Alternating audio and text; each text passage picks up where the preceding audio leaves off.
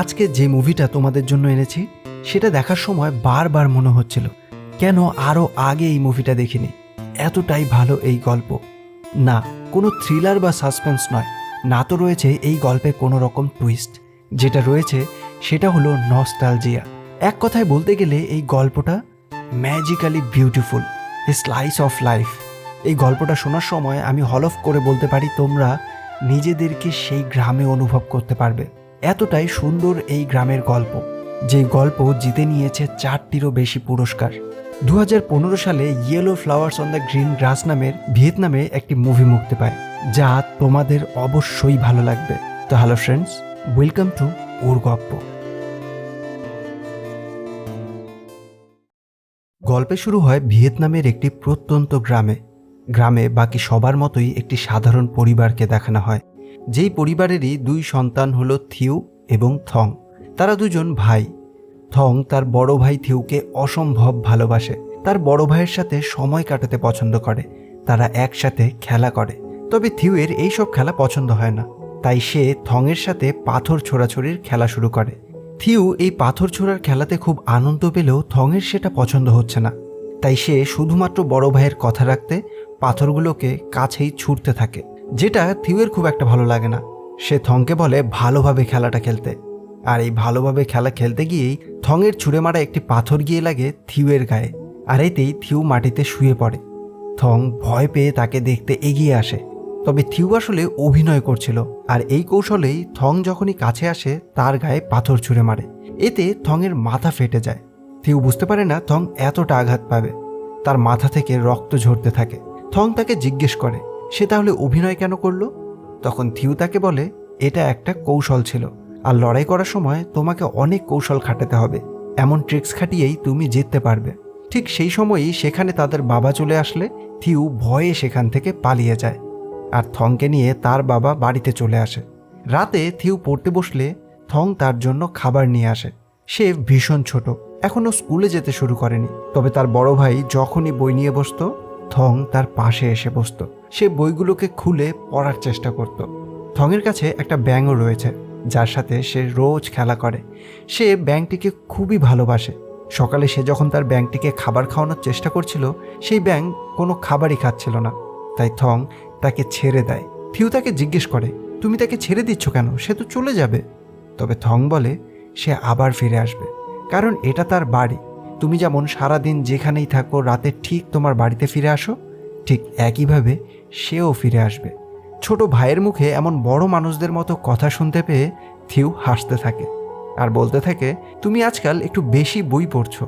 তাদের মা বাজারে সবজি বিক্রি করে। তারা 2 ভাই তার মাকে সবজি বিক্রি করতে সাহায্য করে, আর তাদের বাবা একটা খামারে কাজ করে। রাতে থং এবং থিউ দুজনেই তার কাকা ড্যানের কাছে গল্প শুনতে আসে। ড্যান তাদেরকে একটা রাজকুমারীর গল্প শোনায়। সে বলে তাদের গ্রামে একজন রাজকুমারী ছিল, তার সাথে একটা বাঘের খুব ভালো বন্ধুত্ব ছিল, কিন্তু রাজকুমারী অসুখে মারা গেলে তার আত্মা একটা মৃত গাছে প্রবেশ করে। থিউ ভয় পেয়ে বলে আমাদের গ্রামের সেই মৃত গাছ? তার কাকা তখন বলে হ্যাঁ, তোমরা কখনো সেই গাছের আশেপাশে যাবে না, কিন্তু কারণ সেখানে ওই রাজকুমারীর আত্মা আছে, আর তার সাথেই আছে তার সেই ভালো বন্ধু বাঘটা। এই কথা শুনেই তারা দুজনই ভয় পেয়ে যায়, আর তখনই সেখানে থিউয়ের বাবা আসে। বাবা তাকে বলে ম্যানের বাড়ির দোকান থেকে কিছু বাদাম নিয়ে আসতে, কিন্তু রাতের বেলায় থিউয়ের একা একা যেতে খুবই ভয় করছিল। তার ওপর সে আজ ওই রাজকুমারীর গল্প শুনেছে, তাই সে সাথে করে তার ভাইকেও নিয়ে আসে। তারা দুজনেই রাস্তায় সেই মৃত গাছটির কাছে এসে পৌঁছায়, আর সেটাকে দেখেই তারা থমকে যায়। তখনই থং বলে ড্যান আঙ্কেল তাকে একটা কাজ দিয়েছিল, সে করতে ভুলে গেছে। এই বলেই সেখান থেকে সে দৌড়ে চলে যায়। থিউ একা ভয় পেতে শুরু করে, আর এই জন্যই সে এক দৌড়ে সোজা ম্যানের বাড়িতে আসে। তবে বাড়ি ঢোকার সময়ই তাদের বাইরের ঘরটা থেকে সে কোনো একজনের আওয়াজ শুনতে পায়। ভয় পেয়ে সে ম্যানের কাছে এসে বলে আমি তোমাদের ওই পরিত্যক্ত ঘরে কারো আওয়াজ শুনতে পেলাম। ম্যান বলে তুমি ভুল শুনেছ, ওই ঘরে কেউ থাকে না। থিউ তখন বাদাম নিয়ে বাড়ি ফিরে আসে। এদিকে থং ড্যানের একটা লাভ লেটার দিতে আসে বিন নামের একটি মেয়ের বাড়িতে। সে লঙ্কা নেবার কথা বলে লেটারটি বিনকে দিয়ে যায়। তবে বিনের বাবা কিছুটা বুঝতে পারে, কারণ থং কিছুদিন ধরে বিনের কাছে সবসময় আসছে লঙ্কার বাহানা করে। বিষয়টা তার খুব একটা সুবিধাজনক মনে হয় না। পরের দিন বিন এবং ড্যান দুজন মিলে দেখা করে, আর দূর থেকে থিউ এবং থং তাদেরকে এইভাবে একসাথে দেখে। থিউ বলে তারা দুজন এত কাছাকাছি কেন। তার মনের মধ্যে কৌতূহল জাগে, তার মনের মধ্যেও একরকম ফিলিংস জাগতে শুরু করে। সে ম্যানের সাথে আরও গভীর বন্ধুত্ব গড়ে তোলে। ম্যান এবং থিউ দুজনে একই ক্লাসে পড়ে। থিউ তাকে ভীষণ পছন্দ করতে শুরু করে। অন্যদিকে পরের দিন থং আবার লেটার দিতে গেলে বিনের বাবা তার সাথে কথা বলতে আসে, আর থং খুবই নার্ভাস হয়ে যায়। সে এতটাই নার্ভাস হয়ে যায় যে ঠিক করে লঙ্কার কথাটাও বলতে পারে না। বাড়ি ফিরে এসে থিউকে এই সব কিছু জানালে থিউ জানতে চায় সে কতবার এই কাজটা করেছে। থং তখন বলে সে 10 থেকে 12 বার তাকে চিঠি দিতে গেছিল।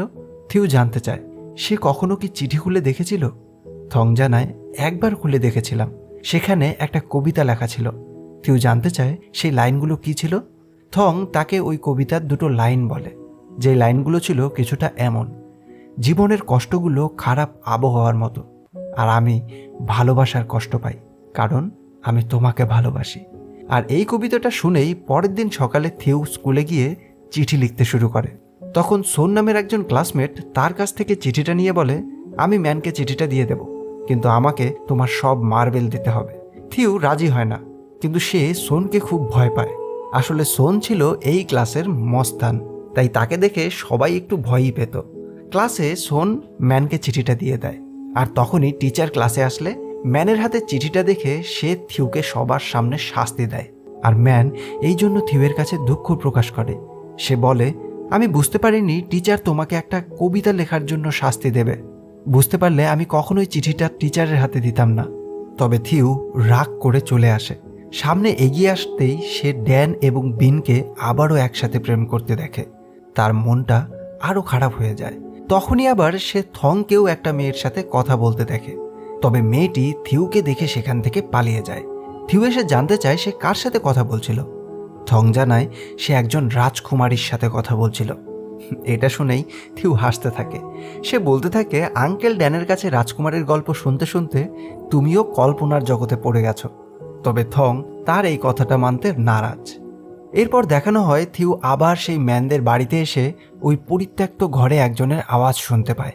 আর কৌতূহল বশত সে ওই ঘরের কাছে গিয়ে দেখতে চায় সেই ঘরে কি রয়েছে। আর তখনই সে দেখতে পায় ভেতরে কেউ একজন হাঁটাহাঁটি করছে, যেটা দেখেই সে খুব ভয় পেয়ে যায় আর পাশেই এসে লুকিয়ে পড়ে। তখনই ম্যান তার কাছে আসে আর তাকে সেই ঘরের ভেতরে থাকা আওয়াজের রহস্যের কথা বলে। রাতে এই সব কিছু ভাবতে ভাবতেই থিউ ঘুমোতে পারছিল না। তখন থং তাকে জিজ্ঞেস করে কি হয়েছে। সে থংকে সমস্ত কিছু বলে। সে বলে ম্যান তাকে কি বলেছে। আসলে ওই ঘরটাতে ম্যানের বাবাই থাকে। সে থংকে বলে, তোমার মনে আছে ম্যানের বাবা একবার ভুল করে চুল কাটতে গিয়ে তোমার কান কেটে ফেলেছিল, যেটা গ্রামের সবাই জানতো। তারপর থেকেই তার দোকানটা বন্ধ করে দেয়, আর এরপর তার ট্রিটমেন্টের জন্য শহরে চলে গিয়েছিল।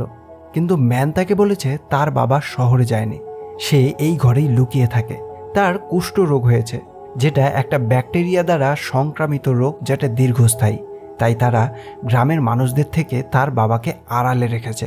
ম্যানের মুখে এই সব কিছু শুনে থিউ যেমনটা চমকে গিয়েছিল, তেমনি থংয়েরও অবস্থা একই রকম।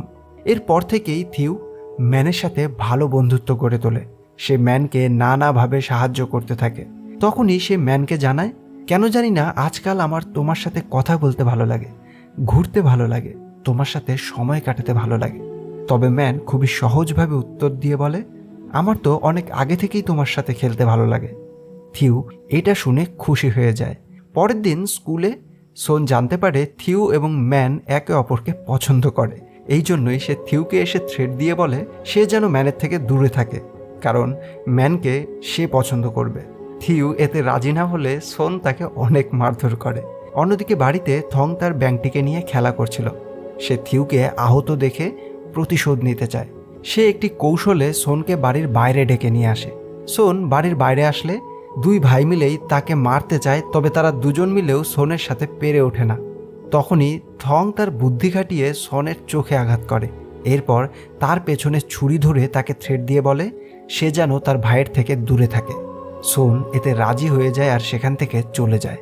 থিউ তাকে বলে তাকে ছুরি মেরে দিলে তার জেল হয়ে যাবে। তবে থং তাকে বলে এটা তো আমার কৌশল ছিল।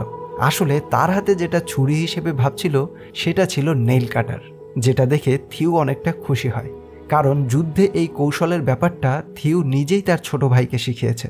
সে তার ছোট ভাইকে আরও ভালোবাসতে শুরু করে। এরপরেই আসে গ্রামের মেলার দিন। মেলায় সকলে মিলে আনন্দ করে। তখনই একজন এসে জানায় ম্যানের বাড়িতে আগুন লেগেছে। গ্রামের সকলেই আগুন নেভাতে তাদের সাহায্য করতে আসে। থিউও সেখানে এসে পৌঁছায় আর দেখতে পায় ম্যান খুবই কান্না করছে।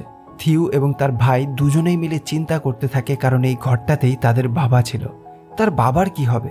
থিউ চুপ করে থাকে। এরপর সকালে থিউ ম্যানকে সাহায্য করতে আসে। তখন থিউয়ের মা জানায় ম্যানের মা একটা কাজে শহরে গেছে, আর এই জন্যই ম্যানকে দেখাশোনার দায়িত্ব তাদের ওপর। মা থিউকে বলে দেয় সে যেন ম্যানের দেখাশোনা করে। আর এই কথাটা শুনে থিউ তো দারুণ খুশি হয়। সে ম্যানের জন্য খাবার নিয়ে আসে। তখন ম্যান তাকে বলে মা বাবাকে খুঁজতে শহরে গেছে। থিউ বলে তোমার বাবা বেঁচে আছেন? ম্যান থিউকে চুপ করতে বলে, আর এটা কাউকে বলতে না করে। রাতে প্রচুর বৃষ্টি হয়। থিউ রাতে দুঃস্বপ্ন দেখে ভয় পেয়ে যায়। তখনই ম্যান তার কাছে এসে জানায় তার একা থাকতে ভয় করছে। থিউ তাকে তার পাশে ঘুমাতে বলে। সকালে ম্যানের মা তাদের বাড়িটা বিক্রি করে দেওয়ার জন্য নোটিশ দেয়। ম্যান এই জন্যই কিছুদিনের জন্য থিউয়ের বাড়িতে থাকতে আসে। আর এটাতে তো থিউ দারুণ খুশি। তবে তার থেকেও আরও বেশি খুশি হয় থং, কারণ ম্যান তাদের সাথে থাকবে। ম্যানের সাথে তার বন্ধুত্ব হতে শুরু করে। ম্যানও থংয়ের সাথে অনেক আনন্দ করে। কিন্তু এই বিষয়টা থিউয়ের ভালো লাগে না। থিউয়ের মা এসে জানায় ম্যানের বাবাকে তার মা খুঁজে পেয়েছে, আর ডাক্তার বলেছেন তার বাবার সোরিয়াসিস রোগ হয়েছে। সোরিয়াসিস ত্বকের একটা প্রদাহজনিত রোগ। এটা সংক্রামক নয়, কাজেই সংস্পর্শের মাধ্যমে ছড়ায় না। সেটা শুনে ম্যান অনেক খুশি হয়। থিউয়ের মা বলে তোমার মা থাকার কোনো জায়গা পেলেই তোমাকে নিতে আসবে। এই কথা শুনে সবাই খুশি হলেও থিউ তেমন খুশি হয় না। সে থং আর ম্যানের বন্ধুত্ব দেখে হিংসা করতে থাকে। ম্যান যখন বুঝতে পারে থিউয়ের মন খারাপ রয়েছে, সে থিউকে খুশি করতে একটা বইও নিয়ে আসে। কিন্তু থিউ তার সাথে কথাও বলতে চায় না। এতটাই হিংসা করতে শুরু করেছে সে তার ভাইকে। এরপরেই দেখা যায় ম্যান এবং থং যখন বাইরে খেলতে গেছিল, থিউ বাড়িতেই বসেছিল। আর ঠিক তখনই থিউয়ের বাবা মার কাছে একজন লোক আসেন। তবে তারা বাড়িতে না থাকায় সে সেখান থেকে চলে যেতে চায়। তবে তখনই সে থংয়ের ওই ব্যাংকটাকে দেখতে পায়, আর সেটা দেখেই লোকটি ওই ব্যাংকটিকে তুলেই নিয়ে চলে যায়। থিউ এটা দেখে তাকে থামাতে চায়, তবে তখনই তার মনে পড়ে থং আর ম্যানের বন্ধুত্বের কথা। আর হিংসের কবলে পড়েই সে ওই লোককে থংয়ের ওই ব্যাংকটা নিয়ে যেতে দেখেও কিচ্ছু বলে না, চুপ করে থাকে। তার কাছে থংকে কষ্ট দেওয়ার জন্য এটা অনেক ভালো উপায় মনে হয়েছে। এরপর থং বাড়িতে এসে তার ব্যাংকটিকে দেখতে না পেয়ে কান্না করতে থাকে। সে থিউয়ের কাছে জানতে চায় তার ব্যাংকটি কোথায় আছে। থিউ বলে হয়তো সে কোথাও গেছে। থং প্রচুর কান্না করে, যেটা থিউয়ের একদমই ভালো লাগে না। সে তার ভাইকে হিংসা করলেও ব্যাংককে হারানোর পর তার এমন কান্না দেখে সেটা সে সহ্য করতে পারে না। আর এই জন্যই সে দৌড়ে চলে যায় একটা জায়গায়।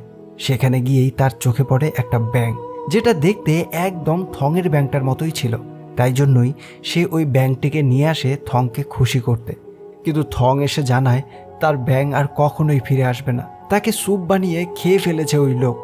থিউ এই কথা শুনে খুবই কষ্ট পায়, আর এই জন্যই সে ওই ধরে আনা ব্যাংকটিকে তার ভাইয়ের কাছে দেয় না, কারণ সে এখন বলতে পারবে না যে এটাই থংয়ের ব্যাংক ছিল।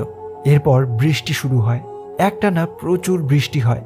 আর এই বৃষ্টির মধ্যে দিয়েই থিউ ছুটতে থাকে। তার ভাইয়ের ব্যাংকটি তার চোখের সামনে দিয়েই লোকটি নিয়ে গেছে, আর সে কিচ্ছু করেনি, যার জন্যই তার ভাই এখন এতটা কান্না করছে, যেটা দেখে থিউয়েরও ভীষণ কষ্ট হচ্ছে। বৃষ্টির মধ্যেই সে ছুটতে ছুটতে গ্রামের অপর প্রান্তে গিয়ে পৌঁছায়, আর সেই ধরে আনা ব্যাংকটিকে সেখানেই ছেড়ে দেয়। এই একটানা বৃষ্টির কারণেই গ্রামে বন্যা হয়ে যায়। গ্রামের মানুষ সবাই গৃহবন্দী হয়ে পড়ে। সবার বাড়ি বন্যায় ডুবে যায়। অনেক গৃহপালিত পশু মারা যায়। কিছুদিন পর যখন বন্যার জল শুকিয়ে গেলে সব আগের মতো স্বাভাবিক হয়। কিন্তু থিউরা এমনিতেই খুবই অভাব অনটনের মধ্যে দিয়েছিল। তবে এই বন্যার কারণে তাদের সমস্ত খাবার নষ্ট হয়ে গেছে। তারা এতটাই অভাবের মধ্যে দিয়ে দিন কাটাতে থাকে যে তারা ঠিক মতো খেতেও পারে না। এমনকি তাদের বাবা মা না খেয়ে তাদের দুই ভাই আর ম্যানকে খাবার খাওয়ায়। এভাবেই একের পর এক দিন কাটতে শুরু করে। একদিন মাছ ধরার সময়ই থং জলের মধ্যে একটা জিনিস কুড়িয়ে পায়, যেটা দেখে একদম সোনার মতো মনে হচ্ছে। থিউ ভালোভাবে পরীক্ষা করে দেখে এটা সোনা। আর এত বড় সোনার তো অনেক দাম হবে। তারা এই সোনার কথা ভেবেই অনেক প্ল্যান করে ফেলে। তাদের অভাব কেটে যাবে, ঘর বাড়ি ঠিক হবে, আর তারা পেট ভরে খাবার খাবে। এই সব কিছু ভাবতে ভাবতেই তারা ওই সোনার টুকরোটা নিয়ে তাদের মায়ের কাছে আসে। কিন্তু তাদের মা জানায় এটা তামা, সোনা নয়, এটা বিক্রি করা যাবে না। এই কথা শুনেই থিউ ভীষণ কষ্ট পায়। এই সোনার কথা ভেবে সে অনেক কিছু চিন্তা করেছিল। সে ভেবেছিল তাদের সমস্ত অভাব কেটে যাবে, তাদের খাবারের কোনো অভাব থাকবে না। তবে তার সমস্ত স্বপ্নটাই মাটি হয়ে যায়। বন্যায় সবার পরিস্থিতি খারাপ হয়ে গেছে, সবারই চাষের ক্ষেত নষ্ট হয়ে গেছে। সেই চাষের ক্ষেতেই থিউ আসে আলু খুঁজতে, আর খুঁজতে খুঁজতে সে 3টি আলু খুঁজে পায়। কিন্তু তখনই সোন এসে তার কাছ থেকে সেটা কেড়ে নিতে চায়। তবে সে এই 3টে আলু থং, ম্যান আর তার জন্য কুড়িয়েছে, আর এই জন্যই সে সোনের সাথে অনেক লড়াই করে সেই আলুগুলোকে নিয়ে আসে। কিন্তু বাড়িতে এসে শুনতে পায় তার ভাই এবং ম্যান ঘরে গল্প করছে। থং আর ম্যান চিকেন খাচ্ছে। সেটা শুনতে পেয়েই সে খুবই রেগে যায়।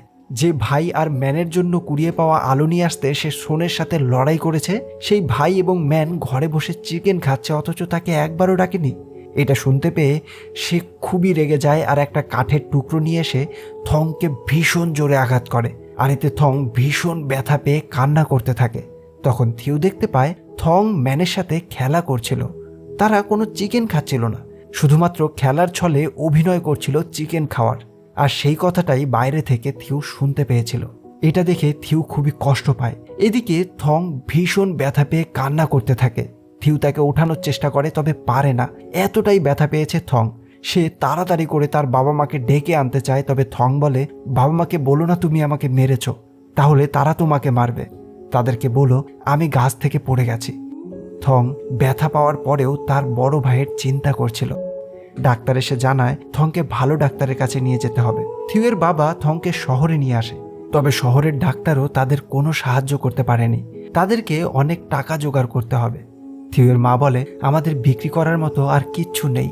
থিউ এই সব কিছু শুনতে পায়, আর এই সব কিছু শুনেই সে ভীষণ কষ্ট পেতে থাকে। সে থংয়ের দেখাশোনা করে। রাতে কষ্টে বিছানাতে কান্না করতে থাকে থং। আর থিউ সেটা শুনতে পেয়ে ভীষণ অনুতপ্ত হয়।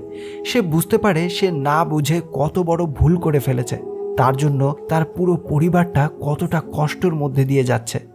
কিছুদিন পর ম্যানকে তার মা শহরে নিয়ে যেতে আসে। ম্যান এই অবস্থায় থংকে ছেড়ে যাচ্ছে, এটা ভেবে তারও অনেক কষ্ট হচ্ছিল। থিউ বুঝতে পারে ম্যান তার ওপর রেগে আছে, কারণ তার জন্যই থংয়ের এই অবস্থা। ম্যান যাওয়ার সময় অনেক কান্না করে, আর এবার থিউ একদমই একা হয়ে যায়। সে থংকে সারাদিন এইভাবে বিছানাতে শুয়ে থাকতে দেখে মন খারাপ করে। সে থংয়ের জন্য খাবার নিয়ে আসে। থং বলে তার এইভাবে সারাক্ষণ বিছানাতে শুয়ে থাকতে বিরক্ত লাগে। পরের দিন থিউ ঘুম থেকে উঠেই থংকে বিছানাতে বসে থাকতে দেখে চমকে যায়। সে জিজ্ঞেস করে কিভাবে থং বসে আছে। তখন থং বলে তার সাথে দেখা করতে রাজকুমারী এসেছিল। সে একটা সিলভার কালারের ড্রেস পরে আমার সাথে জানলা দিয়ে কথা বলছিল, আর তাকে দেখেই আমি বুঝতে পেরেছিলাম। থিউ ধারণা করে থং এই সব কিছু কল্পনা করছে, আর এই জন্যই সে থংকে কোলে করে বাইরে নিয়ে আসে। অনেকদিন পর বাইরের প্রকৃতি উপভোগ করতে পেরে থং অনেকটা খুশি। পরের দিন থিউ বাড়িতে এসে দেখতে পায় থং দাঁড়াতে পারছে। সে অবাক হয়ে বলে তুমি দাঁড়াতে পারছো? এটা শুনেই থং আবারও বিছানাতে বসে পড়ে আর বলে হয়তো রাজকুমারীর জন্য সে আবার এসেছিল। তখন থিউ বলে মা এইসব শুনলে তোমাকে পাগল বলবে। থং বলে আমি মিথ্যে বলছি না, সে এসেছিল আর আমাকে উপহার দিয়ে গেছে, বিশ্বাস না হয় দেখো। তখন থিউ দেখতে পায় থংয়ের হাতে হলুদ রঙের ফুল রয়েছে। সে হতবাক হয়ে যায়, থংয়ের কাছে এই ফুলটা আসলো কি করে? তাহলে কি সত্যি রাজকুমারী থংয়ের সাথে দেখা করতে আসে?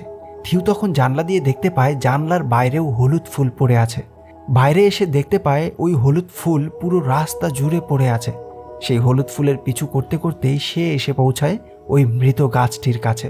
থিউ ওই ফুলগুলোকে অনুসরণ করেই গভীর জঙ্গলে ঢুকে পড়ে, আর সেখানেই সে একটা বাড়ি দেখতে পায়। থিউ সেই বাড়িতে একজন মেয়ে আর তার বাবাকে কথা বলতে শোনে। মেয়েটিকে তার বাবা রাজকুমারী নেহি বলে ডাকছে। সে তাকে বাইরে যেতে নিষেধ করেছিল। তখন নেহি একা একা তার পুতুলের সাথে কথা বলছিল। সে বলছিল আমি এই হলুদ ফুলগুলো নিয়ে এসেছি, কিন্তু রাজা জানতে পারলে আমাকে বকবে। সে চায় না আমি বাইরে যাই, কিন্তু আমি বাইরে হলুদ ফুল দিয়ে চিহ্ন রেখে এসেছি। এখন আমার রাজকুমার আমাকে খুঁজে এখানে চলে আসবে। থিউ এই সব কিছু লুকিয়ে শুনছিল। তখনই মেয়েটির বাবা থিউকে দেখে বলে, তুমি আমার রাজ্যে কি করতে এসেছো? থিউ লোকটিকে দেখে অবাক হয়ে যায়, কারণ সে লোকটিকে দেখেই চিনতে পারে। তার নাম টাম। তিনি একসময় সার্কাসে কাজ করতেন। থিউ বুঝতে পারে না এই গভীর জঙ্গলে সে একা কেন তার মেয়ের সাথে থাকছে। রাতে থিউ তার বাবার কাছে জিজ্ঞেস করে তার মিস্টার টামের কথা মনে আছে কিনা। তার বাবা বলে, আমাদের নিজেদের পরিবারই যথেষ্ট সমস্যায় রয়েছে, তুমি কেন অন্যদের কথা জানতে চাইছো এই সময়ে? থিউ বলে, আমি তাকে গত 1 বছর আগে সার্কাসে দেখেছিলাম। তখন থিউয়ের বাবা বলে, হয়তো তিনি অন্য শহরে সার্কাসের কাজ করছেন। তখন থিউয়ের মা বলে, তুমি হঠাৎ ওনার বিষয়ে এতটা কৌতূহলী কেন? তখন থিউ বলে, আমি আজ দুপুরে ওনাকে সেই মৃত গাছের জঙ্গলে দেখেছি। তখন থিউয়ের মা বলে, তুমি আর কখনো সেখানে যাবে না। থিউ বলে, ওনার কথা শুনলে তোমরা এতটা ভয় পেয়ে গেলে কেন? থিউয়ের মা বলে, মিস্টার টাম এবং তার মেয়ে হঠাৎ করেই পাগল হয়ে যায় আর তারা জঙ্গলে লুকিয়ে থাকতে শুরু করে। থিউ বলে, তারা একা সেখানে থাকে, তাদের বাঘের ভয় করে না? থিউয়ের মা বলে, জঙ্গলে বাঘ বলতে কিছু নেই, তোমাদের ড্যান মিথ্যে গল্প শোনাতো যেন তোমরা ওই মৃত গাছের ওখানে গিয়ে তাদের সাথে দেখা না করো। পরদিন থিউ আবার সেখানে যায়। সে মিস্টার টামের সাথে কথা বলতে আসে। টাম তাকে দেখে প্রথমে না চেনার ভান করে, তবে থিউ তার সাথে কথা বলতে আসলে টাম তাকে নিয়ে ওই ঘর থেকে কিছুটা দূরে আসে। আর এরপর থিউ যখন তার কাছে জানতে চায় যে সে কেন তার মেয়েকে নিয়ে এই জঙ্গলে বসবাস করছে আর কেনই বা এই রাজা আর রাজকুমারীর বেশে আছে, তখন মিস্টার টাম তাকে সব কিছু বলে। সে বলে, আমরা সুখে বসবাস করছিলাম, আমি আমার স্ত্রী দুজনে মিলে খুব ভালোভাবে এই সার্কাসটা চালাচ্ছিলাম। ঈশ্বর আমাদেরকে একজন কন্যা সন্তান দিয়েছিলেন, সে আমাদের কাছে ঈশ্বরের দেওয়া শ্রেষ্ঠ উপহার ছিল, যার নাম আমরা রেখেছিলাম নেহি। কিন্তু একদিন আমরা সার্কাসে নেহিকে নিয়ে আসি তার মার কাজ দেখাতে। এরপর সার্কাস শুরু হয়। নেহির মা এত লোকের মাঝে তার সেই মরণকূপে বাইক চালানোর ট্রিক দেখাতে শুরু করে। সে খুবই ভালোভাবে সেই মরণকূপে মোটরসাইকেল চালাচ্ছিল। আর সার্কাস চলাকালীনই নেহি তার মাকে ফুল দিতে গিয়ে প্রায় পড়েই যাচ্ছিল, তবে আমি তাকে ধরে ফেলি। কিন্তু সেই বিষয়টা দেখতে পেয়েই নেহির মা চমকে যায় আর তার লক্ষ্য সেই মোটরসাইকেল চালানো থেকে সরে যায়, যার কারণেই সে ওই অত ওপর থেকে মোটরসাইকেল সহ নিচে পড়ে যায় আর সেখানেই তার মায়ের মৃত্যু হয়। তখন থেকেই সে তার মায়ের শোকে নিজেকে রাজকুমারী মনে করতে শুরু করে, রাজকুমারীর মতো আচরণ করতে শুরু করে। আর এই জন্যই গ্রামের সবাই তাকে পাগল বলতে শুরু করে।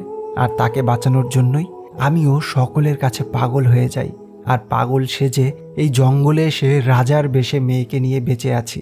এই সব কিছু শুনেই থিউ সেখান থেকে চলে আসে। রাতে থং ঘুমোচ্ছিল না। থিউ জানতে চায় সে কেন ঘুমাচ্ছে না।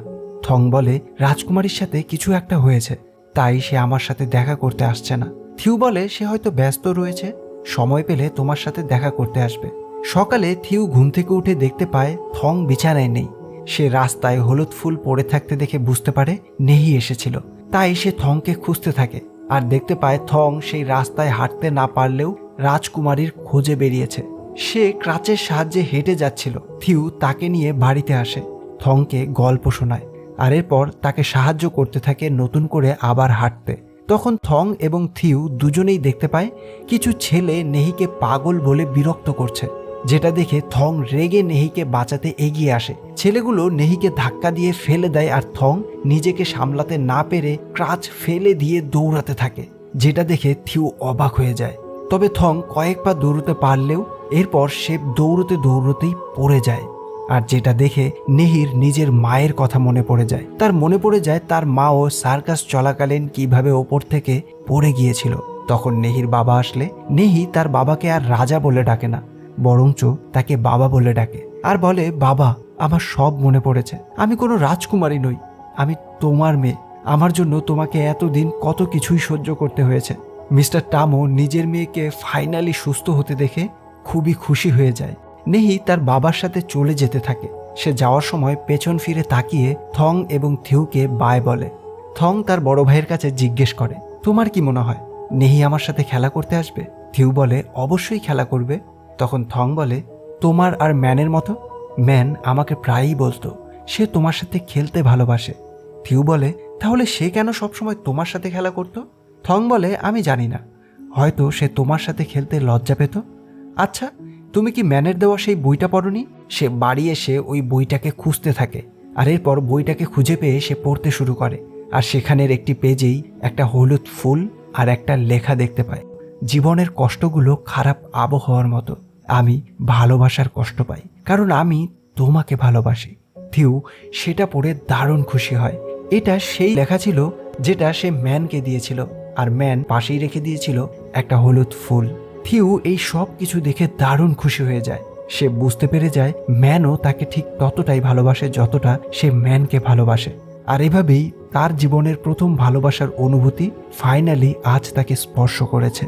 থিউ তার প্রথম ভালোবাসার অনুভূতিতে দারুণ খুশি, আর পাশাপাশি সে তার ভ্রাতৃত্বের প্রকৃত অর্থও আজ আবিষ্কার করতে পেরেছে। সে বুঝতে পেরেছে এই পৃথিবীতে থংয়ের মতো ভাই পেয়ে সে কতটা সৌভাগ্যবান, যেই ভাই দুঃখ কষ্ট আনন্দ সব কিছুতে তার পাশে থেকেছে, তাকে সমস্ত বাধা থেকে বাঁচিয়েছে। এমনকি নিজে এত বড় আঘাত পাওয়ার পরেও থং তাকে বাঁচানোর চেষ্টা করেছে। আর এই সব কিছুর সাথেই এই গল্পের শেষ হয়। এই গল্পটা আমার দারুণ লেগেছে। মুভিটা দেখার সময় বারবার যেন আমিও সেই গ্রামেই হারিয়ে গিয়েছি, আর এই জন্যই এই মুভিটা এতটা স্পেশাল। তো ফ্রেন্ডস, এই ছিল আজকের গল্প। গল্পটি কেমন লাগলো তা অবশ্যই জানিও। ভালো লাগলে লাইক কমেন্ট আর শেয়ার করে দিও। নতুন হয়ে থাকলে সাবস্ক্রাইব করে বেল আইকনটা প্রেস করে দিও। দেখা হবে পরের গল্পে। Till then, keep loving, by.